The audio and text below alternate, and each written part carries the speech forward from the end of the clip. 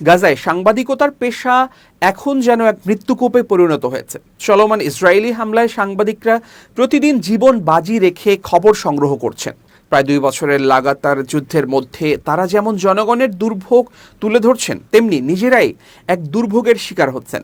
Palestine journalist সিন্ডিকেটের তথ্য অনুযায়ী 2023 সালের 7 অক্টোবর থেকে এখন পর্যন্ত গাজায় 238 জন সংবাদকর্মী নিহত হয়েছেন এবং আরও 12 জন এখনও কারাগারে বন্দী।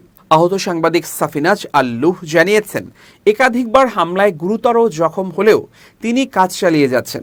বিস্ফোরণে তার পা ভেঙে যায়, হাতে ফ্র্যাকচার হয়, এমনকি দগ্ধ হন তিনি। এ যুদ্ধেই তিনি হারিয়েছেন তার সাংবাদিক ভাই আহমদকে। আল জাজিরার প্রতিবেদক রামি আবু তাইমা জানিয়েছেন, বাঁচতে গিয়ে তিনি পরিবারসহ 20 বারের বেশি জায়গা বদল করেছেন। তার এক ছেলে ও 8 মেয়ে এখন শিবিরে। অসুখ আর অনিশ্চয়তার মধ্যে বড় হচ্ছে।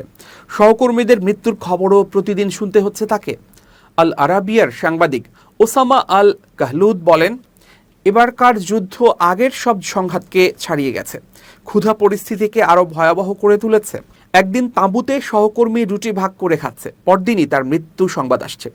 সিন্ডিকেটের মহাসচিব আহেদ ফারওয়ানা জানিয়েছেন, সাংবাদিকদের শুধু হামলা নয়, আটক, আহত হওয়া, পরিবার হারানো, অফিস ধ্বংস, জোরপূর্বক বাস্তুচ্যুত হওয়া এবং খাদ্য সরঞ্জামের সংকট সবকিছুই মোকাবিলা করতে হচ্ছে। একবারের আক্রমণে 6 সাংবাদিক নিহত হওয়ার ঘটনাকে তিনি এখন পর্যন্ত সবচেয়ে ভয়াবহ আঘাত হিসেবে উল্লেখ করেন।